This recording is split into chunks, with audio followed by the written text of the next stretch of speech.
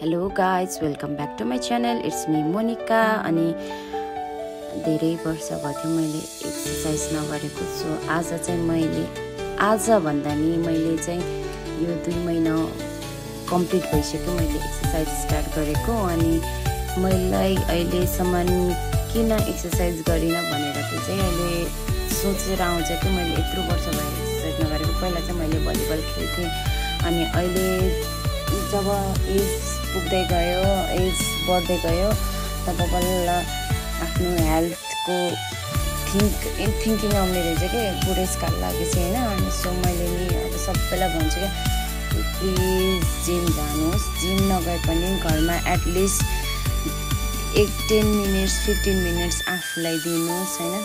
अनि म चाहिँ के भन्न चाहन्छु भने सबैले एक्सर्साइज गर्नु जरुरी छ, अनि आफ्नो हेल्थ कन्सियस हुन जरुरी छ। आफूले आफूलाई टाइम दिनुपर्छ होइन।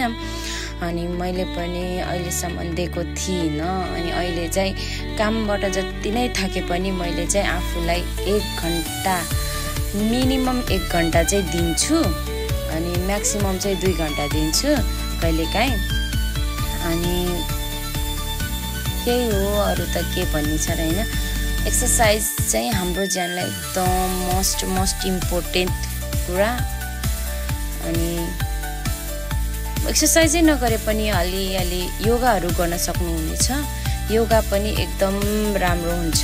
सो त्यही हो मैले भन्न खोजेको। अरू त के छ र है, मलाई बोल्न आउँदैन, सो बुझिदिनुहोस् हजुरहरूले। अनि thank you for watching my video. Thank you so much. Bye bye. Love you all.